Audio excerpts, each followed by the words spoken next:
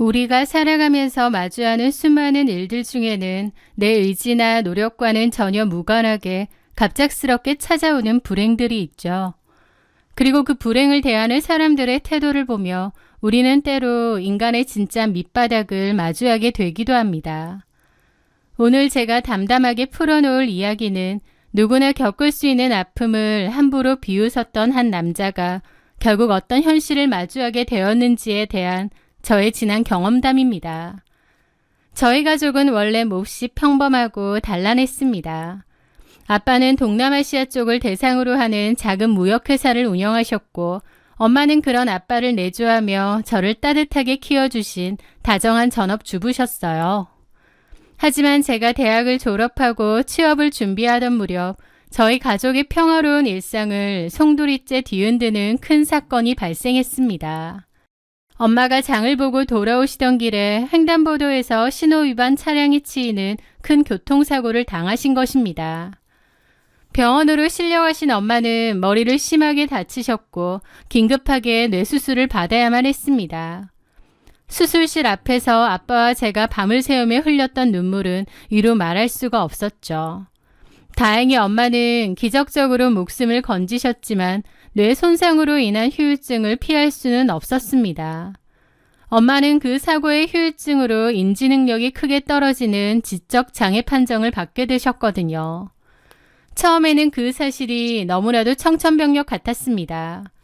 늘 저를 다정하게 챙겨주시던 엄마가 이제는 어린아이 같은 지능이 되어 누군가의 보살핌 없이는 일상생활이 어려워졌다는 사실을 받아들이는 과정은 참으로 고통스러웠습니다. 하지만 저희 가족은 무너지지 않았습니다. 아빠는 무역회사 일로 바쁘고 출장이 잦은 와중에도 엄마를 요양원이나 시설에 맡기지 않고 지극정성으로 돌보셨어요. 출장 일정을 최대한 줄이셨고 집에 계실 때는 엄마의 식사와 씻는 것부터 사소한 일상까지 모두 아빠의 손으로 직접 챙기셨거든요. 저 역시 취업을 준비하는 와중에 틈틈이 엄마의 곁을 지켰습니다. 엄마가 사고 이전의 똑똑하고 세련된 모습은 잃어버리셨을지라도 저를 세상에서 가장 사랑해주는 저의 단 하나뿐인 엄마라는 사실은 변함이 없었기 때문입니다. 그리고 또 생각해보면 엄마가 비록 장애를 가지게 되셨지만 그 큰 수술을 잘 버텨주고 저희 곁을 떠나지 않은 것만으로도 너무 감사하더라고요. 그런 생각이 들수록 엄마한테 더 잘해야겠다 싶었습니다. 여태까지 저를 키워주고 돌봐주셨으니 이제 내가 그렇게 해야겠다 결심한 거죠. 그리고 엄마의 곁을 지키면서 저의 가치관도 참 많이 바뀌게 되었습니다. 장애라는 것은 특정 사람들에게만 생기는 일이 아니라는 것. 우리 엄마처럼 평범하게 길을 걷다가도 한순간의 사고나 질병으로 누구나 언제든지 가질 수 있는 것이 장애라는 사실을 온몸으로 깨달았던 거죠. 그래서 저는 길에서 장애를 가진 분들을 보거나 뉴스를 접할 때면 결코 남의 일 같지 않게 느끼며 세상의 시선이 조금 더 따뜻해지기를 바라는 마음으로 살게 되었습니다. 장애 인권에 대해서도 좀 더 관심을 가지게 되고요. 그렇게 시간이 흘러 저는 무사히 취업을 했고 지금 다니고 있는 기업에 입사하게 되었습니다. 그리고 그 회사에서 전 남편인 박선우를 만났습니다. 저는 사옥의 2층에 있는 기획팀에서 근무했고 선우는 3층에 있는 영업지원팀에서 근무하고 있었습니다. 부서가 달라 업무적으로 마주칠 일은 거의 없었지만 저희는 회사 내의 볼링 동호회 활동을 통해 자연스럽게 친해지게 되었습니다. 선우는 서글서글한 인상에 매너가 좋은 사람이었습니다. 동호회 모임이 끝난 뒤에 짐을 챙겨주거나 회식 자리에서 주변 사람들을 잘 배려하는 모습에 저도 조금씩 호감을 느끼게 되었습니다. 그렇게 몇 달간 인사를 나누며 친해진 저희는 밖에서 따로 밥을 먹고 영화를 보며 자연스럽게 연인 사이로 발전했죠. 연애 기간 동안 선우는 저에게 꽤 다정하고 듬직한 남자친구였습니다. 저희가 좀 더 진지하게 만나게 되었을 때쯤 선우에게 엄마가 아프시다는 이야기를 하게 되었습니다. 결혼을 전제로 만난다면 제가 평생 보듬고 가야 할 엄마에 대한 이야기를 다 말해야 했기 때문이죠. 조용한 카페에 마주 앉아 저는 엄마의 교통사고와 뇌수술, 그리고 현재 지적장애를 앓고 계신다는 사실을 담담하게 이야기했습니다. 사실 조금 두렵기도 했습니다. 이런 가족사를 부담스러워하고 떠난다 해도 어쩔 수 없다는 체념도 마음 한구석에 있었죠. 하지만 제 이야기를 다 들은 선우의 반응은 제 예상을 훨씬 뛰어넘을 만큼 따뜻했습니다. 선우는 제 두 손을 꼭 잡으며 눈시울을 붉혔죠. 영희야, 그동안 혼자서 얼마나 힘들었어. 너도 아버님도 정말 대단하고 존경스럽다. 어머니가 사고로 그렇게 되신 건데 그게 왜 네 흠이 되고 짐이 되겠어. 내가 앞으로 네 옆에서 더 든든하게 지켜줄게. 혼자서 끙끙 앓지 마. 그 다정한 위로에 저는 참았던 눈물을 쏟고 말았습니다. 내 상처를 이렇게 따뜻하게 수용해주고 우리 엄마를 부담스럽게 여기지 않는 사람이라면 평생을 함께 믿고 살아갈 수 있겠다고 굳게 다짐하게 되었죠. 선우의 그 한마디는 저로 하여금 그와의 결혼을 결심하게 만든 가장 결정적인 계기가 되었습니다. 그렇게 저희는 양가 부모님께 인사를 드리고 결혼식을 올리게 되었습니다. 시부모님께서는 저희 엄마의 상태를 알고 처음에는 조금 놀라신 듯 했지만 겉으로는 가족이 다 함께 이겨내는 모습이 보기 좋다며 좋은 말씀으로 넘어가 주셨습니다. 하지만 결혼 후 저의 그 굳건했던 믿음이 산산조각 나는 데에는 그리 오랜 시간이 걸리지 않았습니다. 선우와 신혼생활을 시작하고 몇 달 지나지 않은 어느 주말이었어요. 선우가 잠시 편의점에 간 사이 거실 탁자 위에 놓여있던 선우의 태블릿 PC 화면이 밝아지며 카카오톡 알림이 계속 울렸는데요. 무심코 화면을 쳐다보았던 저는 제 두 눈을 의심할 수밖에 없었습니다. 알림이 뜬 대화방은 선우와 시어머니, 시아버지, 신우가 함께 있는 가족 단체 채팅방이었어요.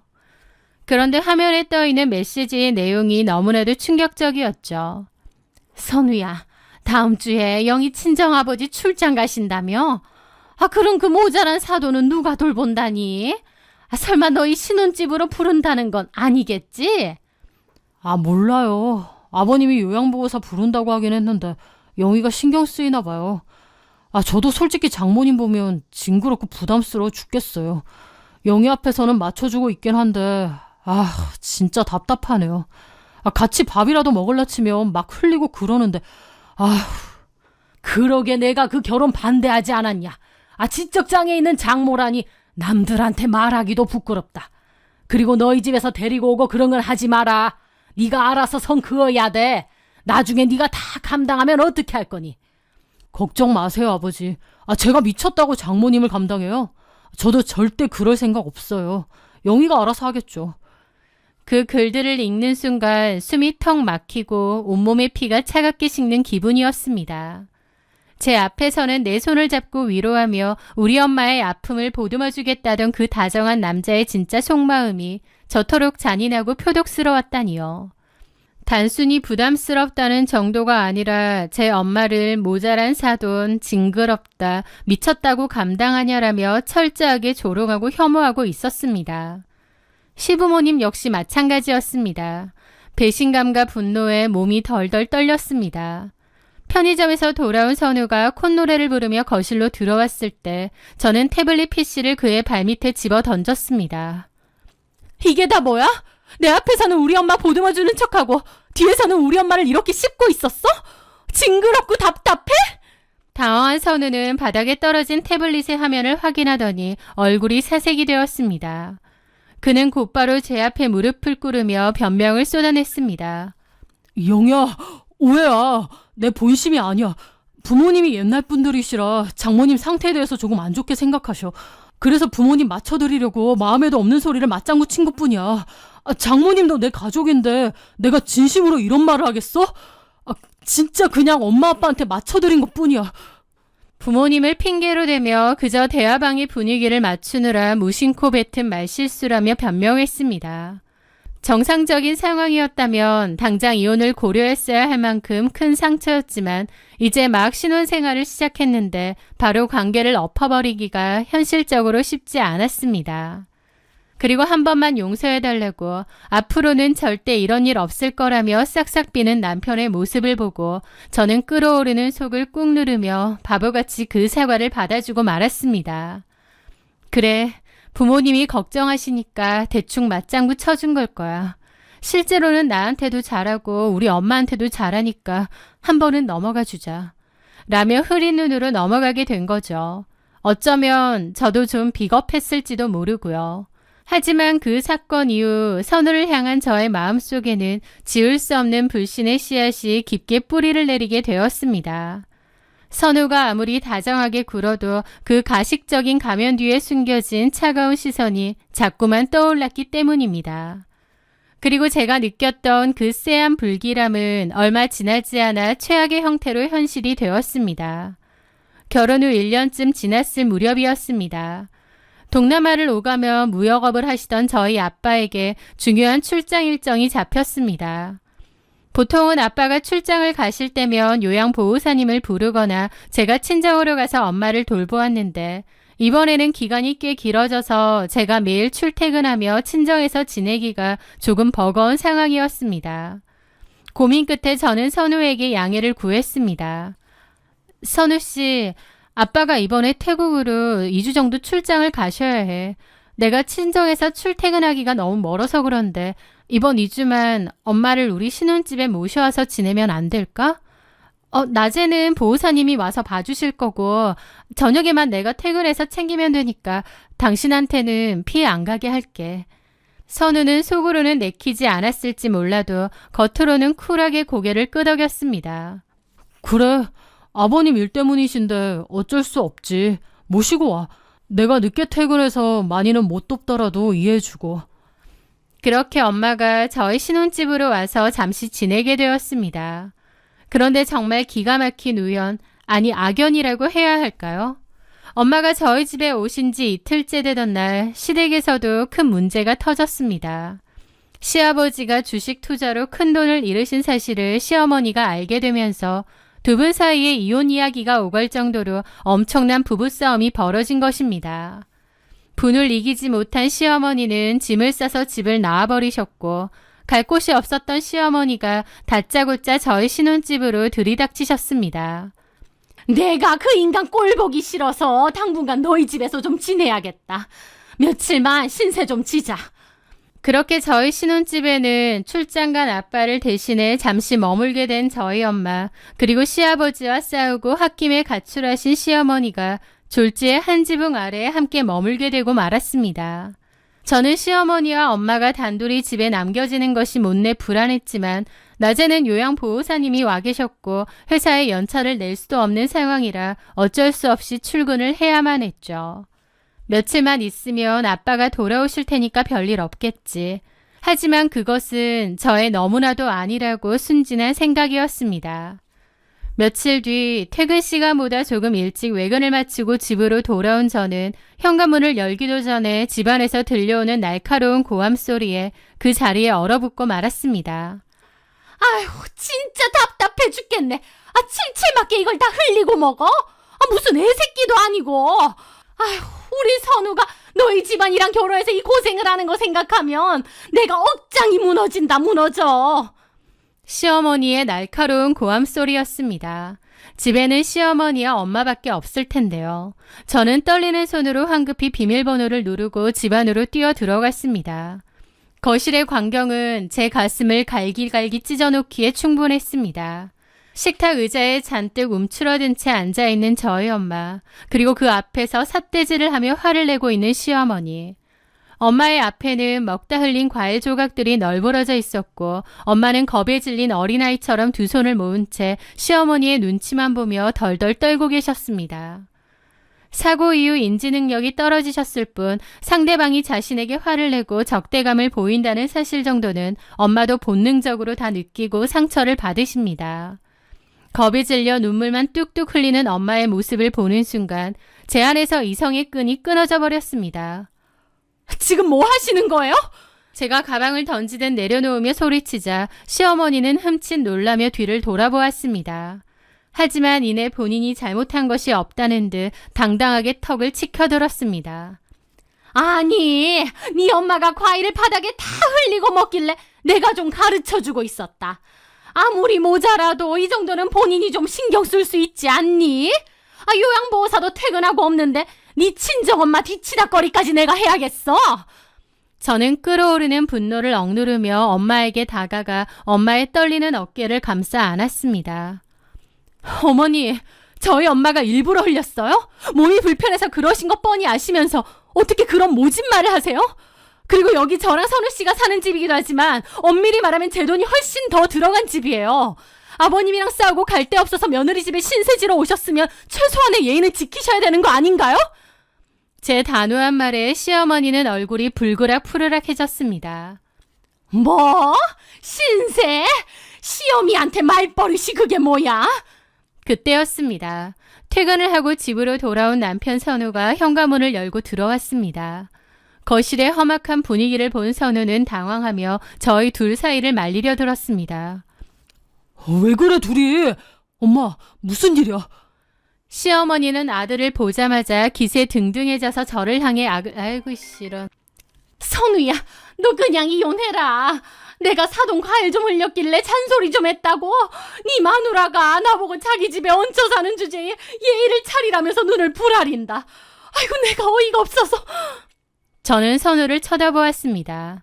적어도 제 남편이라면 과거에 자기가 했던 가식적인 약속이 조금이라도 남아있다면 당연히 겁에 질린 저희 엄마를 먼저 챙기고 상황을 객관적으로 볼 줄 알았습니다. 하지만 선우의 입에서 나온 말은 저를 완벽하게 실망시켰습니다. 영희야, 너 우리 엄마한테 말버릇이 그게 뭐야? 장모님이 과일 흘리셨으면 네가 치우면 되지. 왜 우리 엄마한테 화를 내? 선우 씨, 지금 상황이 안 보여? 어머님이 우리 엄마한테 모자라다느니 나이값도 못한다느니 막말하시면서 윽박 지르고 계셨어. 우리 엄마 겁먹어서 떠는 거 안 보여?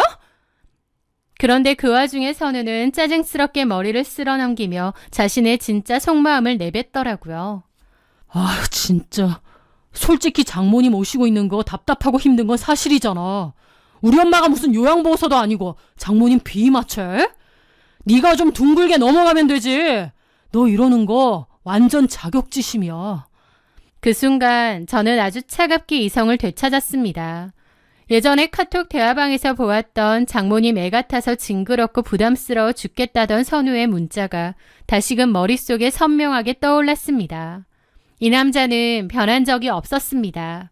처음부터 저희 엄마의 장애를 마음 깊은 곳에서 혐오하고 짐스럽게 여겼으면서 그저 좋은 남편, 착한 사람이라는 가면을 쓰고 저를 기만해왔던 거죠. 저는 더 이상 이 사람들과 긴 말을 섞을 이유가 없다고 판단했습니다. 그래, 당신도 어머님도 참 투명하고 이기적이네. 장애를 가진 게 우리 엄마의 죄가 아닌데 왜 당신들한테 이런 취급을 받아야 하는지 모르겠다. 당장 짐 싸서 나가. 이 집에서 나가라고. 뭐? 최영희, 너 지금 그깟일로 이혼이라도 하겠다는 거야? 선우가 어이없다는 듯 물었지만 저는 엄마의 손을 꼭 잡은 채 한치의 흔들림 없이 대답했습니다. 이혼해. 우리 엄마를 이런 취급하는 집안이랑 나도 더 이상은 가족으로 못 살아. 짐 싸서 어머님 모시고 나가. 저의 완강한 태도에 선우와 시어머니는 적반하장으로 길길이 날뛰었지만 저는 무시하고 엄마를 방으로 모시고 들어가 문을 잠갔습니다. 그날 밤 두 사람은 씩씩거리며 자신들의 짐을 챙겨 집을 나갔습니다. 그 길로 저는 이혼 절차를 밟았습니다. 해외에서 급히 귀국하신 친정아빠는 모든 자초지종을 듣고 피눈물을 흘리셨습니다. 당신이 출장을 가지 않았더라면 이런 꼴을 안 당했을 거라며 자책하시는 아빠를 보며 저 역시 참 많이 울었습니다. 하지만 저는 아빠에게 단호하게 말씀드렸습니다. 오히려 이번 일로 저 인간들의 밑바닥을 빨리 알게 되어 천만다행이라고요. 선우는 이혼 과정에서도 참 찌질하고 뻔뻔했습니다. 본인들이 우리 엄마를 학대하고 구박한 사실은 쏙 빼놓고 장모님 모시는 문제로 조금 다퉜는데 아내가 예민하게 굴어 일방적으로 이혼을 요구한다며 회사 사람들에게 피해자 행사를 하고 다녔거든요. 하지만 저는 그 어떤 변명이나 진흙탕 싸움에도 휘말리지 않았습니다. 다행히 아이도 없었고 혼인기간도 짧았기에 재산분할만 깔끔하게 서류로 정리하고 남남이 되었죠. 이혼 후 저는 다시 원래의 평온한 일상으로 돌아왔습니다. 전 남편과 저는 같은 회사 다른 층에 근무하고 있었기에 오가며 마주칠 일이 아예 없지는 않았습니다. 회사 내에 저희의 이혼 소문이 퍼졌을 때 사람들의 시선이 부담스럽기는 했지만 저는 꿋꿋하게 버텼어요. 이혼이 죄도 아니고 저의 가장 소중한 엄마를 지키기 위한 당연한 선택이었으니까요. 퇴근 후에는 변함없이 엄마의 손을 잡고 산책을 하며 저를 진심으로 사랑해주는 가족들과 평화로운 일상을 보냈습니다. 그렇게 이혼하고 1년 남짓한 시간이 흘렀을 무렵이었습니다. 회사 내에 전 남편 박선우의 재혼 소식이 들리더군요. 박선우 대리 재혼한대. 근데 혼전 임신이라 식도 엄청 서둘러서 잡았다네? 친한 직장 동료가 조심스럽게 전해준 소식이었습니다. 이혼한 지 겨우 1년, 저와 이혼 서류의 잉크가 채 마르기도 전에 다른 여자를 만나 임신까지 해서 재혼을 한다는 사실이 조금 어이가 없긴 했지만 제게는 남의 나라 이야기일 뿐이었습니다. 하지만 박선우는 참으로 경박하고 속이 좁은 인간이었습니다. 그는 마치 저에게 보란 듯이 자신의 재혼 사실을 회사에 떠벌리고 다녔거든요. 저 좋은 사람 만나서 새 출발합니다. 곧 아빠도 되고요. 이번에는 진짜 정상적이고 화목한 처가를 만나서 마음이 너무 편안하네요. 그가 친한 동료들에게 일부러 목소리를 높여 밥을 사며 흘리고 다녔던 말들.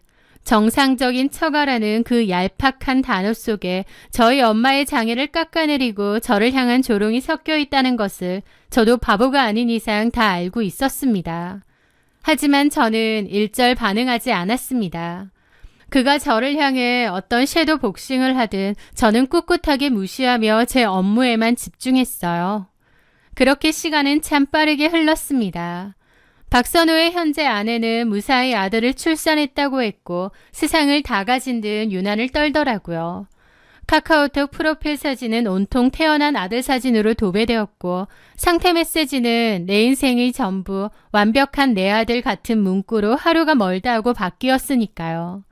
아이가 태어나고 1년이 다가올 무렵 선우는 또다시 회사 사람들에게 돌잔치 초대장을 돌리며 요란을 떨었습니다. 저와 친하게 지내는 직원들에게까지 은근슬쩍 초대장을 돌리며 본인이 얼마나 남부럽지 않게 번듯한 가정을 꾸리고 잘 살고 있는지 과시하고 싶어하는 그 속내가 뻔히 보였죠. 물론 저는 초대장을 받지도 않았고 갈 생각도 없었지만 그의 행동이 참 유치하고 우습게 느껴지긴 했습니다. 그런데 그 화려하고 떠들썩했던 돌잔치가 끝나고 또다시 1, 2년 정도 시간이 지났을 무렵이었습니다. 우연히 지나가다가 봤는데 박선우의 얼굴은 흑빛이 되어 있더라고요. 왜 저런가 했는데 듣자하니 아기가 좀 아프다고 하는 거예요. 그렇구나 하고 말았는데 나중에 알게 되었습니다. 박선우의 아이가 중증 자폐 진단을 받았다는 것을요. 아이가 눈맞춤을 전혀 하지 않고 이름을 불러도 반응이 없으며 까치발을 들고 빙글빙글 도는 등 전형적인 자폐 스펙트럼 증상을 보였다고 하더라고요. 처음에는 남자애라 발달이 조금 느린 거겠지 했다는데 아이의 이상행동이 갈수록 심해지자 결국 대학병원을 찾아 검사를 받았고 중증 자폐 판정을 받았다는 것입니다. 물론 죄 없는 어린아이가 평생 안고 가야 할 무거운 장애를 가지게 되었다는 사실은 같은 어른으로서 참으로 안타깝고 마음 아픈 일입니다. 하지만 그 아이의 아버지가 바로 박선우라는 사실은 저에게 아주 복잡하고 씁쓸한 감정을 불러일으키더라고요. 그런데 박선우는 아이가 병원에서 중증 자폐 확진을 받고 나서 좀 이상해졌다고 하더라고요. 하루라도 빨리 현실을 받아들이고 아이를 위한 전문적인 발달센터나 특수치료기관을 찾아 치료를 시작해야 할 텐데 박선우는 그 현실을 철저하게 부정하고 있다고 했죠. 돌팔이 의사들이 오진한 거라면서요. 장애를 불안정하고 열등한 것으로만 치부하며 철저하게 혐오했던 그 오만한 잣대가 결국 자기 자신과 자신의 핏줄을 향하게 되자 완전히 이성을 잃어버린 것 같더라고요. 박선우는 검증된 아동 발달센터나 병원의 치료를 거부한 채 완치를 보장한다는 사이비 종교단체와 기치료를 한다는 정체불명의 사설센터에 아이를 데리고 다니기 시작했대요. 박 대리가 지금 이상한 종교센터에 갖다 바친 돈만 벌써 수천만 원이 넘는데 기도하면 자폐가 낫는다고 무슨 부적 같은 거 쓰고 이상한 물 먹이고 난리도 아니란 거야. 지금 부인이랑도 그것 때문에 매일 이혼하네 마네 하면서 싸운다더라. 동기 언니의 이야기를 듣는 내내 저는 머릿속이 하얗게 비어지는 듯한 기분이 들었습니다. 저희 엄마가 교통사고로 뇌 손상을 입어 지적장애 판정을 받으셨을 때 저희 아빠는 단 한 번도 현실을 도피하거나 엄마를 원망하지 않으셨습니다. 오히려 병원의 지시를 따르며 엄마가 일상에 적응하실 수 있도록 묵묵히 그리고 지극정성으로 보살피셨죠. 그것이 진정한 가족이고 사랑이라고 생각해요. 가족이 어떤 상태든 받아들이는 것이요. 하지만 박선우는 달랐습니다. 장애를 가진 사람을 나와는 완벽하게 다른 부류로 취급하며 혐오하던 그였죠. 그랬던 그가 이제는 평생 누군가의 보살핌을 받아야만 살아갈 수 있는 중증 장애 아동의 아버지가 된 것입니다. 장애가 자신의 삶 한가운데로 들어와 버렸으니 그 잘난 자존심에 현실을 받아들일 수가 없었나 보더라고요. 그래서 병원 치료 대신에 종교와 미신에 수천만 원을 탕진하며 가정을 파탄내고 있는 거죠. 박선우의 회사 생활 역시 엉망진창이 되었습니다. 사회비 센터에 헌금할 돈을 마련하느라 회사 동료들에게 무리하게 돈을 빌리러 다니고 업무 시간에도 종교단체 사람들과 통화를 하느라 자리를 비우는 일이 잦아졌다고 하더라고요. 정상적이고 화목한 가정을 꾸렸다며 저 들으라는 듯이 큰 소리치던 그 기고만장했던 모습은 온데간데 없고 이제는 초췌하고 피폐해진 얼굴로 사람들의 시선을 피해 다니는 처지가 되었습니다. 그 모습을 보며 저는 깊고 서늘한 씁쓸함을 느꼈습니다. 사람은 누구나 살아가면서 예상치 못한 불행을 겪을 수 있습니다. 저희 엄마 역시 당신이 원해서 지적장애를 가지게 된 것이 아닙니다. 평소처럼 횡단보도를 건너다 신호 위반 차량에 치이는 아주 찰나의 끔찍한 사고로 인해 한순간에 뇌를 다치신 것뿐입니다. 박선우의 아이 역시 마찬가지겠죠. 그 누구의 잘못도 없이 그저 자연의 무작위적인 확률로 인해 아픈 몸을 이끌고 세상에 태어난 것뿐이니까요. 장애는 나 자신, 내 부모, 내 배우자 혹은 내 아이에게 언제든지 예고 없이 찾아올 수 있는 삶의 한 부분이에요. 만약 박선우와 저가 부부로 살던 시절에 이 평범한 진리를 아주 조금이라도 깨달았더라면 어땠을까요? 저의 엄마의 아픔을 혐오나 짐으로 여기지 않고 곁에서 함께 보듬고 이해하려는 인간적인 마음을 가졌더라면 말이죠. 하지만 그는 다른 사람의 아픔을 짓밟고 함부로 말한 대가로 정작 자신의 삶에 찾아온 아픔 앞에서는 속수무책으로 무너져 내리며 스스로 지옥을 걷고 있습니다.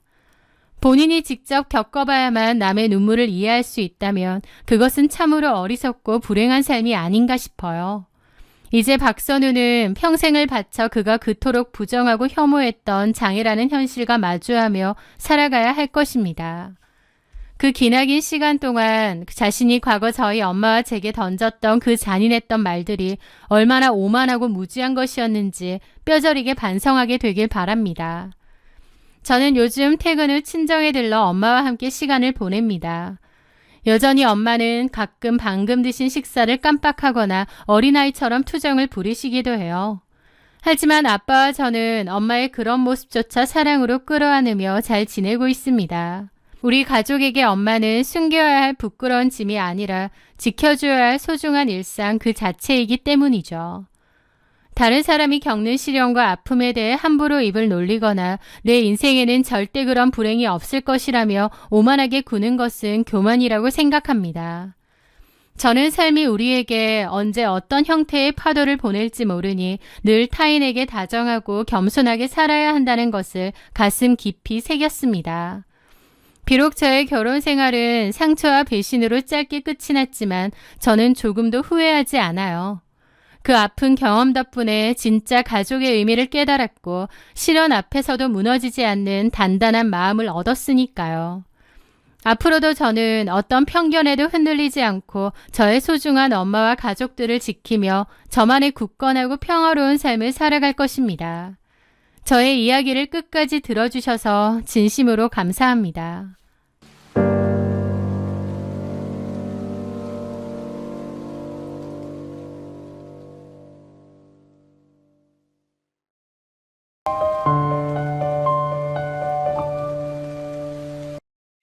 안녕하세요.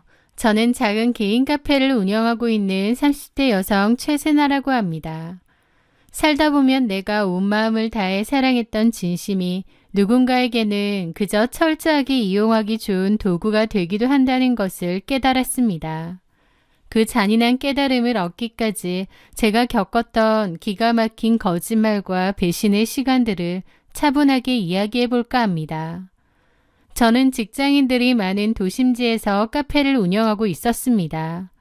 그리고 제 전남편이 된 한지용은 근처에서 해외 자동차 딜러로 일하며 저희 카페에 자주 오던 단골 손님이었습니다. 지용 씨는 혼자 커피를 마시러 오기도 했고 가끔은 손님을 모시고 와서 상담을 하기도 했는데요. 자주 얼굴을 보다 보니 자연스럽게 인사를 나누고 친해지게 되었습니다. 그러면서 저는 어느샌가부터 그를 혼자 짝사랑하게 되었습니다. 왜냐면 지용 씨는 제 이상형에 아주 가까운 사람이었거든요. 키도 훤칠하고 얼굴도 남자답게 잘생겼으며 사람을 대하는 매너도 아주 좋았습니다. 하지만 나이도 있고 워낙 매력적인 사람이다 보니 당연히 결혼을 했겠거니 생각해서 저 혼자만의 짝사랑으로만 남겨두려 했어요. 따로 기혼 여부에 대해 물어보진 않았고 혹시나 해서 살펴봤는데 손에 딱히 결혼 반지는 없긴 했습니다. 하지만 요즘은 결혼하고도 반지를 안 끼는 사람이 많은 데다 어쩐지 제 느낌이 결혼을 했을 것 같다는 생각이 더 컸죠.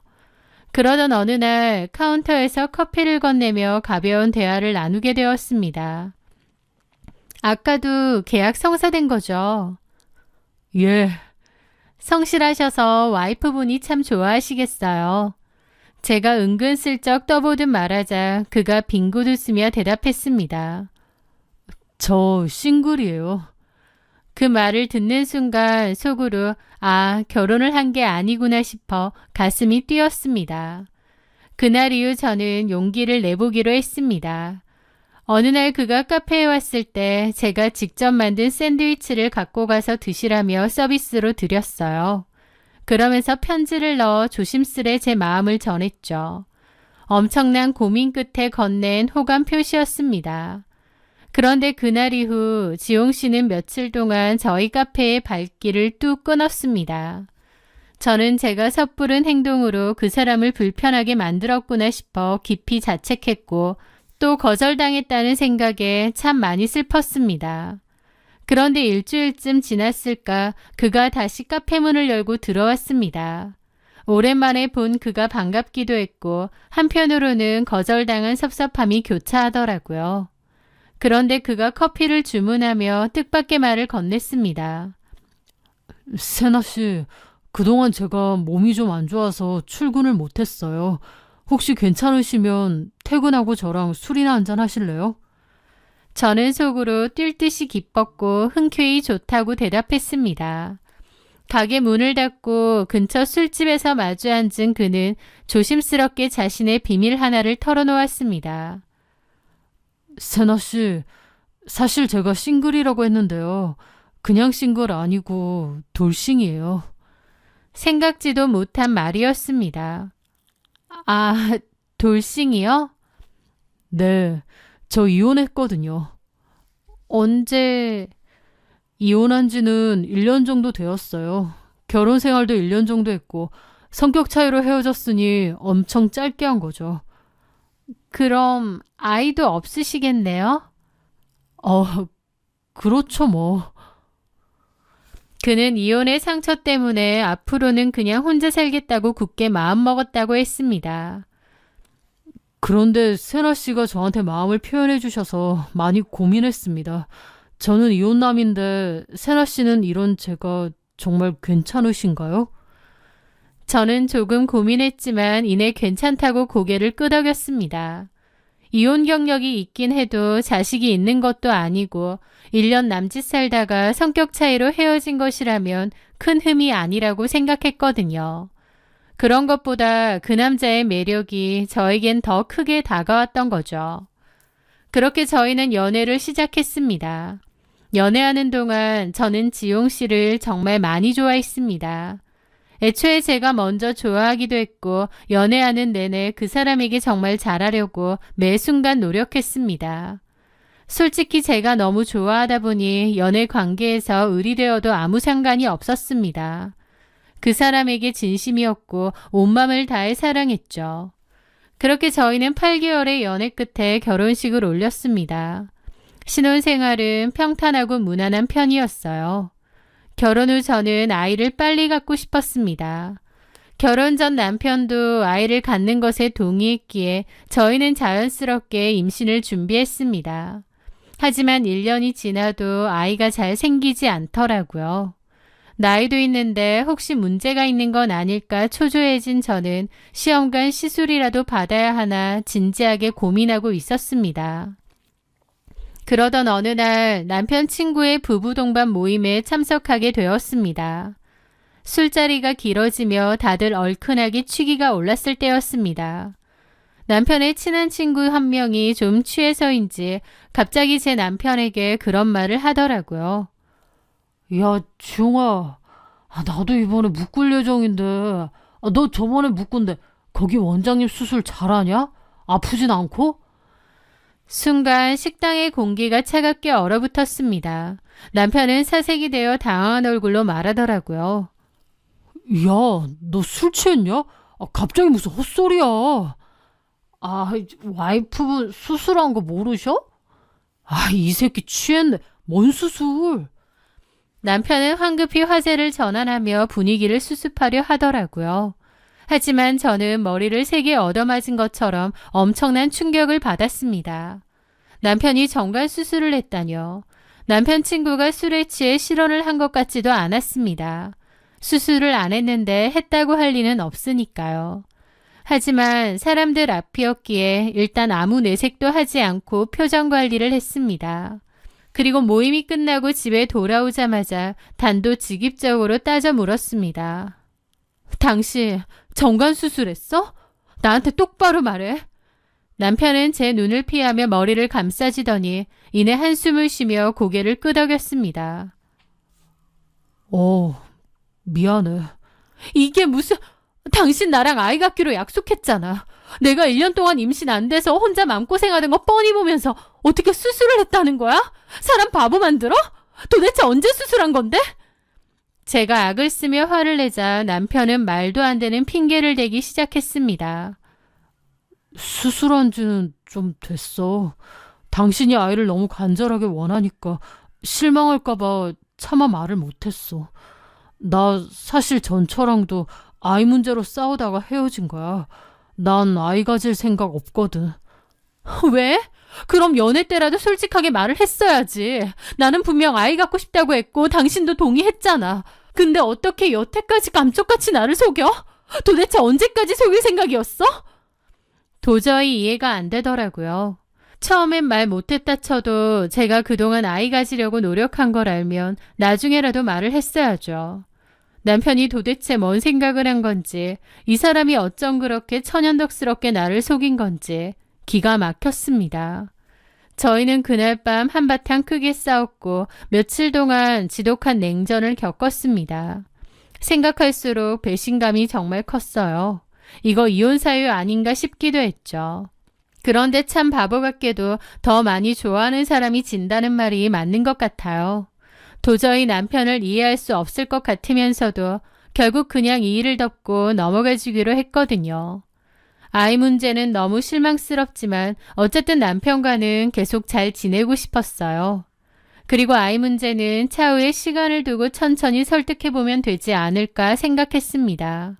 그런 엄청난 거짓말을 했다는 걸 알면서도 남편을 사랑하는 마음이 있었기에 흐린 눈으로 넘어가려 했던 거죠. 그렇게 한 차례 위기를 넘기고 다시 평범한 일상으로 돌아온 줄 알았던 어느 밤이었습니다. 자다가 새벽에 눈을 떠보니 침대 옆자리에 남편이 없더라고요. 물이라도 마시러 갔나 싶어 조심스레 거실로 나갔는데 베란다 문이 살짝 열려있고 그 틈으로 남편이 누군가와 소곤소곤 통화하는 소리가 들렸습니다. 이 늦은 밤에 통화를? 뭔가 이상해서 발소리를 죽이고 다가가 들었죠. 그런데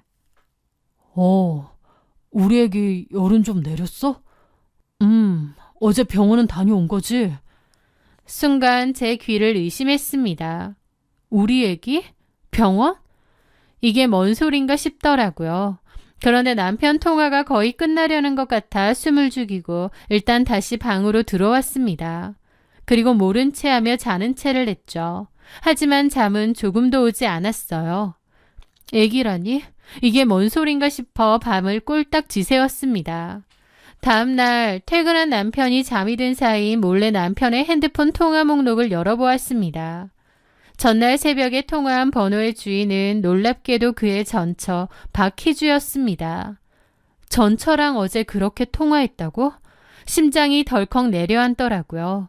저는 남편이 전처랑 여지껏 통화를 할 거라고 상상도 못했습니다. 그런데 통화 목록을 보니 놀랍게도 하루에 한 번은 통화를 했을 정도로 자주 연락을 했더라고요. 남편은 영업직이라는 직업 특성상 핸드폰의 모든 통화 내용이 자동으로 녹음되도록 설정해두고 있었습니다. 저는 떨리는 손으로 남편의 핸드폰에 저장된 녹음 파일들을 하나씩 재생해 보았습니다. 그리고 녹음된 파일들을 듣는 내내 온몸이 사시나무처럼 떨리더라고요. 제가 남편이라고 믿고 사랑했던 사람은 여지껏 철저하게 저를 속이고 있었거든요.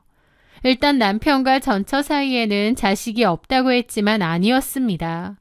두 사람 사이에는 한지민이라는 이름의 아들이 있었거든요. 게다가 전처와의 결혼 생활이 딱 1년 남짓이었다는 것도 거짓말이었습니다.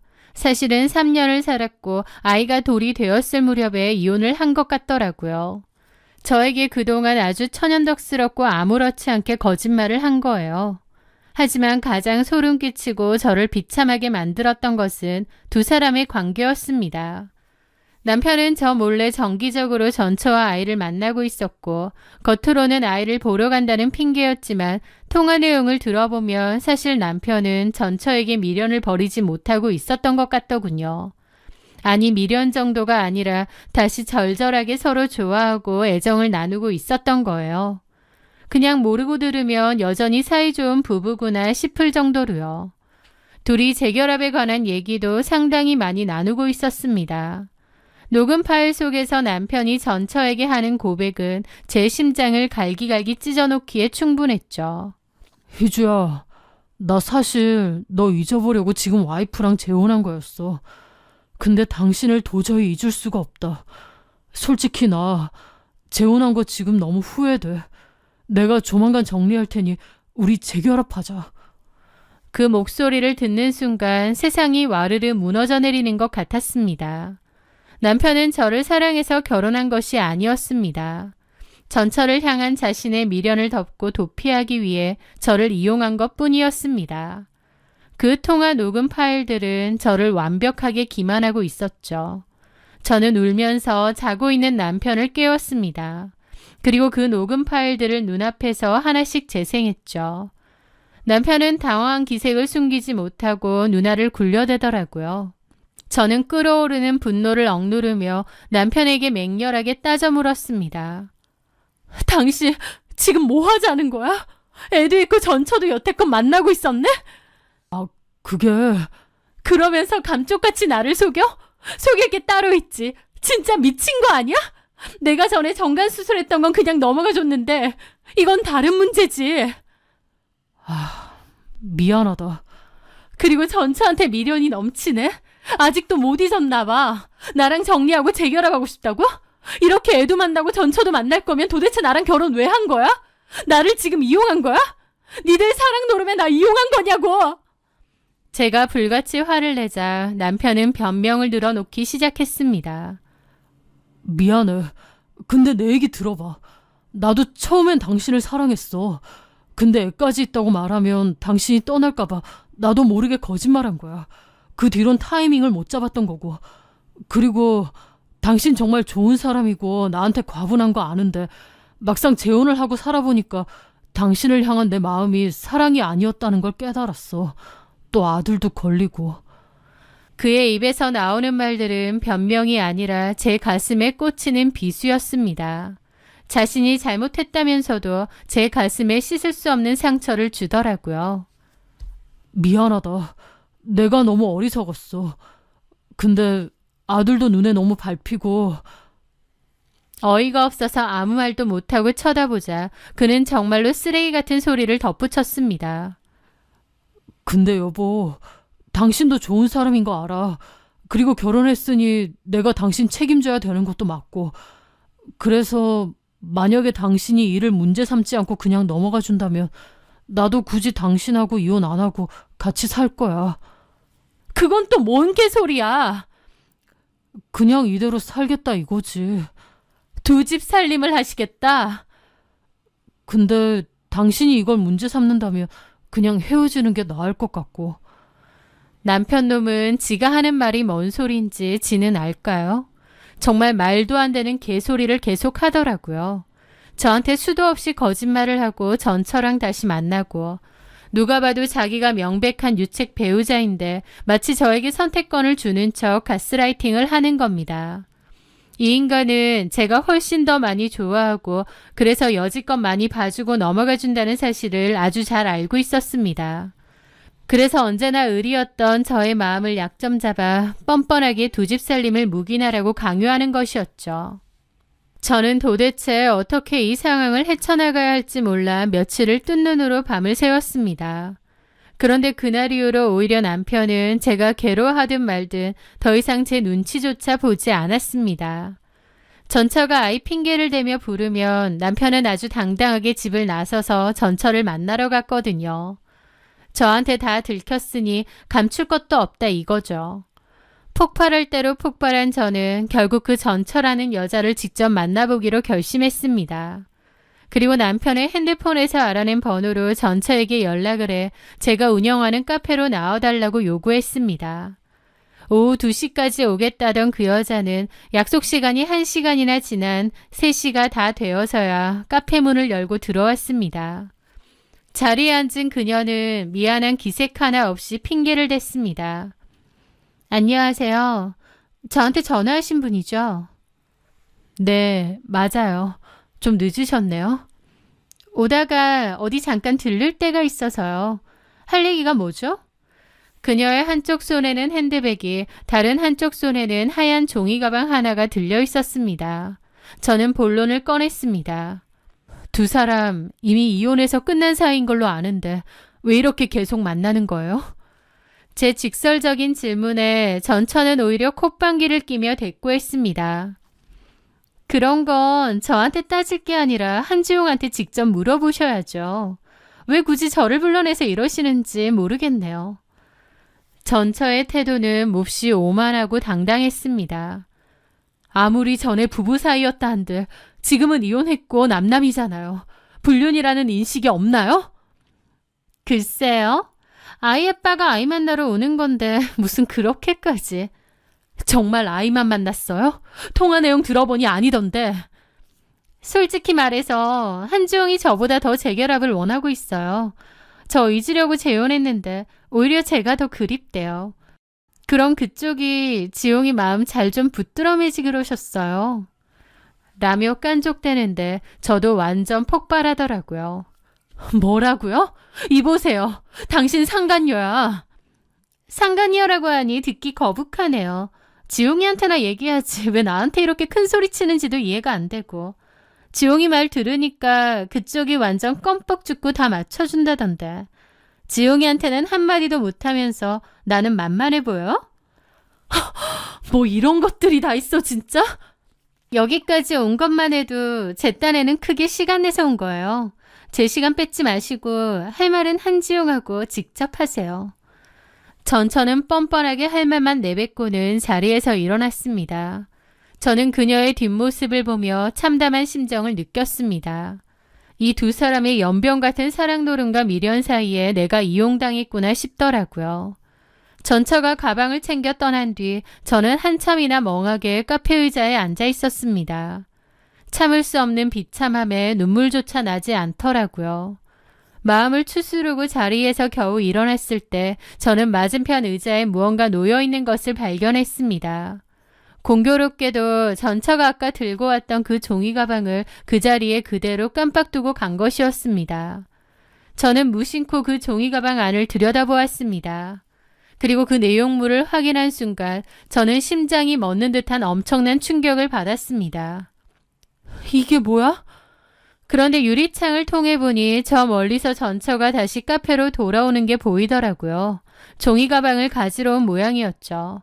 저는 황급히 종이 가방을 원래대로 닫아두고 카운터 쪽으로 자리를 살짝 비웠습니다. 그 여자는 들어오더니 종이 가방만 챙겨 쌩안이 나가더라고요.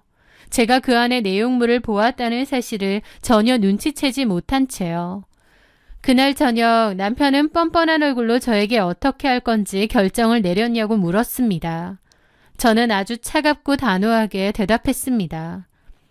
이혼하자. 대신 너랑 그 여자 상대로 상간접 위자료 청구 소송 진행할 거야.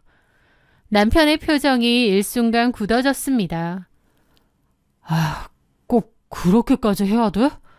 그리고 하나 더. 네가 지금 일하는 영업소에도 이 모든 사실을 내용 증명으로 다 보낼 생각이야. 그 말에 남편은 펄쩍 뛰며 화를 냈습니다. 미쳤어? 그냥 둘이 조용히 이혼하고 끝내면 될걸.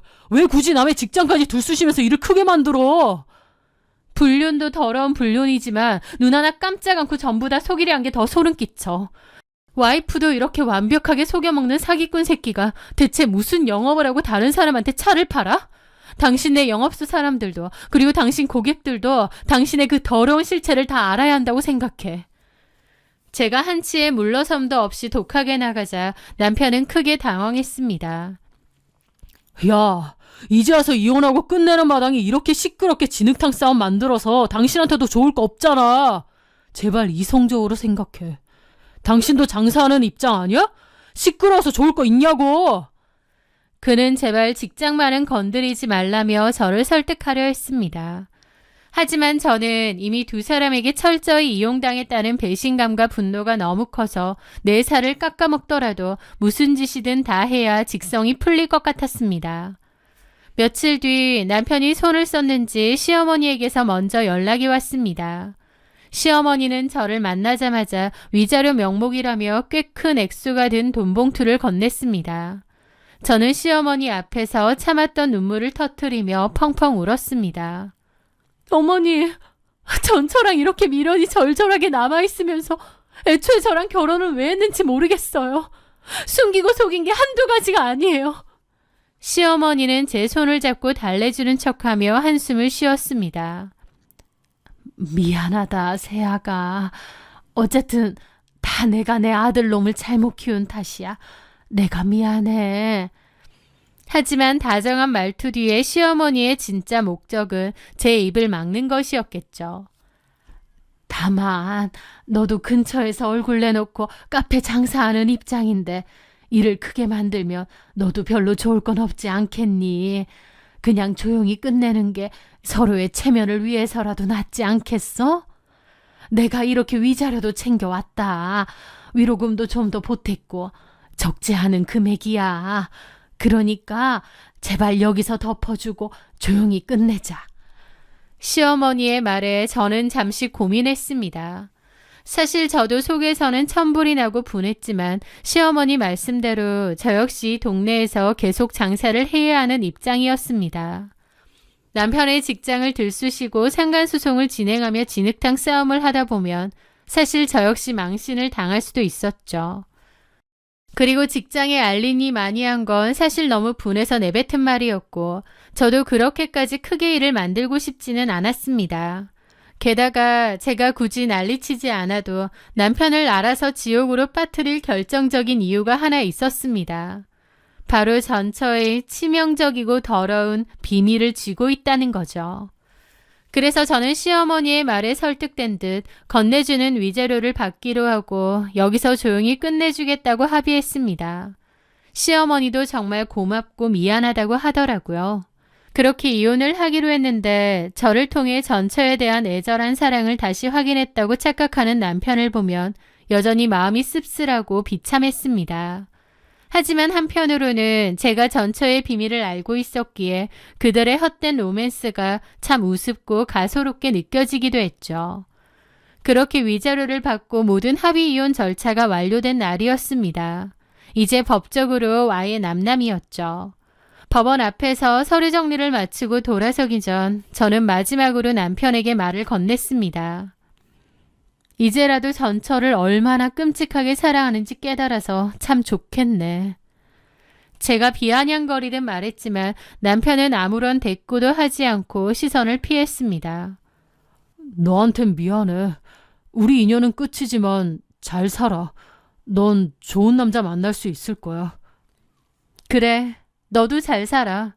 그토록 원하던 그 여자한테 돌아가서 아이들 예쁘게 키우면서 살아야지.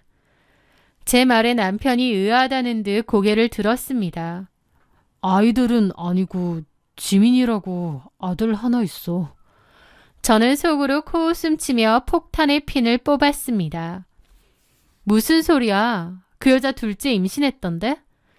제 말에 남편이 잠시 멀뚱한 얼굴로 저를 보더라고요. 뭔 소리 하는 거야? 무슨 임신? 너랑 이혼 전에 박희주 그 여자 만났다고 했지? 내 카페에서. 보니까 임신했더라고. 남편은 말도 안 된다는 듯 헛웃음을 짓더라고요. 뭔가 잘못 봤겠지. 무슨 임신? 배도 안 나왔구만. 도대체 뭘 본 건데? 네가 착각한 거야. 임신은 무슨... 저는 속으로 콧방귀를 끼며 차분하게 대답했습니다. 우리 카페에서 대화 나눴을 때 말이야. 그 여자가 실수로 우리 카페에 자기가 들고 온 종이 가방 하나를 놓고 갔더라고. 뭔가에서 안을 봤는데 산부인과에서 받은 산모 수첩하고 선물 같은 거였어. 임신 진단받으면 병원에서 기본적으로 주는 거라며. 뭐? 산모 수첩 열어보니까 그 여자 이름 적힌 거 맞고 그때 확인한 날짜가 임신 초기더라고. 지금도 배가 안 나왔다면 그 사이에 수술이라도 했나? 남편은 멍한 표정으로 제 말을 듣고만 있었습니다. 그의 눈동자가 심하게 흔들리기 시작했죠. 아참, 그런데 좀 이상하네. 당신은 나한테 분명히 정관 수술을 했다고 했잖아. 그것도 예전에. 근데 어떻게 당신 전처는 임신을 했을까? 그리고 방금 당신 말 들어보니까 그 사실을 당신에게도 말을 안 한 거네. 지금 몇 달 지났는데도 배도 안 나오고 그런 낌새도 없다면 당신 몰래 수술해서 지운 건가? 제가 한 걸음 다가가며 남편의 눈을 똑바로 쳐다보고 쐐기를 박았습니다. 그럼 결론은 딱 하나네. 당신 전처 다른 남자 만나서 임신한 거네. 당신은 씨 없는 수박인데 그 여자가 임신이 되려면 그 수밖에 더 있어? 둘이 통화 내용 들어보니까 이미 나랑 결혼하고 반년 후부터 재결합이니 뭐니 개소리하면서 불륜 시작했던데. 그럼 너랑 재결합 얘기하면서도 그 여자는 다른 남자도 있었나 봐? 그 말에 남편의 얼굴은 완전 사색이 되었습니다. 마치 유령이라도 본 사람처럼 입술을 파르르 떨며 아무 말도 하지 못하더라고요. 못 믿겠으면 한번 확인해봐. 그 산부인과 이름이 사만 산부인과였던 것 같아. 저는 충격에 빠진 그를 향해 가볍게 미소를 지어준 뒤 그 말을 끝으로 미련 없이 자리를 떠났습니다. 저의 이혼은 그 말을 끝으로 완벽하게 마무리가 된 거죠. 그리고 딱 한 달 뒤였습니다. 늦은 밤 카페 마감을 하고 있는데 남편에게서 전화가 왔습니다. 받지 않으려다 무슨 꼴을 당했는지 궁금해서 전화를 받았습니다. 전화를 받자마자 수화기 너머로 남편이 엉엉 우는 소리가 들렸습니다. 세나야, 내가 진짜 미친놈이었어. 잔뜩 술에 취한 목소리였습니다. 남편은 울면서 그동안 있었던 일들을 저에게 다 털어놓았습니다. 제 말을 듣고 충격을 받은 남편은 곧바로 전처를 찾아가 따져 물었다고 합니다. 처음에 전처는 임신한 적 없다고 제가 거짓말을 하는 거라고 박박 우겼다더군요. 하지만 남편이 새나간 네 산모 수첩이랑 산부인과 선물까지 다 봤다고 하더라. 그 산부인과 이름도 알더라. 그럼 지금 병원 가서 맞는지 아닌지 확인해보자라고 소리치자 그제야 전처는 모든 것을 이실직고 했다고 합니다. 사실 전처는 제 남편을 만나면서 다른 남자와도 만나고 있었습니다. 제 남편과 재결합 이야기를 하는 도중에 말이죠. 그러다 그 다른 남자의 아이를 덜컥 임신하게 된 모양이었습니다. 전처는 제 남편과 다시 재결합을 하기로 마음먹은 상태였기에 임신 사실을 철저하게 숨긴 채 몰래 병원에 가서 아이를 지우는 수술을 받았던 것입니다. 너랑 이혼하겠다는 결심까지 하면서 재결합 생각했는데 박희준은 그 와중에 다른 놈 만나서 애까지 가지고 지웠다니 나 완전 뒤통수 맞았어. 사실을 알게 된 후 남편과 전처의 사이도 완전히 틀어지고 박살이 났다고 합니다. 생각해보니까 진짜 끔찍하더라. 만약에 내가 그때 정관 수술을 하지 않았더라면 그 여자는 수술 안 하고 딴 놈 애를 내라고 뻔뻔하게 우겼을지도 모르잖아. 자기가 저를 속이고 전처와 불륜을 저지른 건 생각 안 하고 전처에게 속은 것만 억울해서 엉엉 우는 꼴이 참으로 가관이었습니다. 남편은 술 기운을 빌려 전처에 대한 욕을 한참 동안 쏟아내더니 이제는 저를 향해 말도 안 되는 개소리를 짓거리기 시작했습니다. 세나야, 내가 다 잃고 나니까 이제야 깨달았어. 네가 나한테 얼마나 잘해줬는지, 얼마나 괜찮고 착한 여자인지 이제야 알겠어. 너 같은 여자 다시는 못 만날 텐데 내가 얼마나 어리석었는지. 내가 진짜 미친놈이야. 너 같은 진짜를 놓치고 그딴 쓰레기 같은 년한테 미안하다 진짜.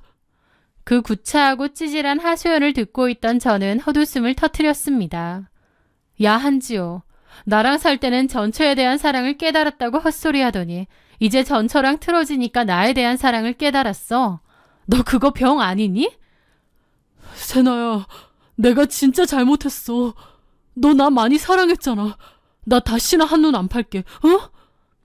근데 어쩌지? 나도 하나 깨달은 게 있거든.